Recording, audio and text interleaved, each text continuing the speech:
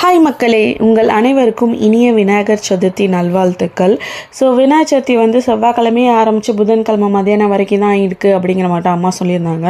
So அதனால் நாங்கள் வந்து செவ்வாய்க்கிழமை ஈவினிங்க்கு மேலே சாமி கும்பிட்டுலாம் அப்படின்னு சொல்லிட்டு டிசைட் பண்ணி அதுக்கு தான் வந்து எல்லாமே ப்ரிப்பேர் பண்ணியிருந்தோம்.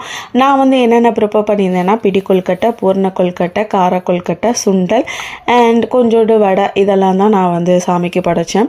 அண்ட் கொஞ்சம் ஃப்ரூட்ஸ் இதெல்லாம் வச்சு சாமிக்கு படைத்தேன். அண்ட் ஆஸ் யூஷுவல் கிஷனை வந்து ஸ்லோகம் சொல்ல சொன்னேன். அவர் திக்கி திணறி கொஞ்சம் தமிழ் வந்து இதுவாக தான் வந்து சொன்னார். சில இது வந்து பிழை இதாக தான் இருந்துச்சு.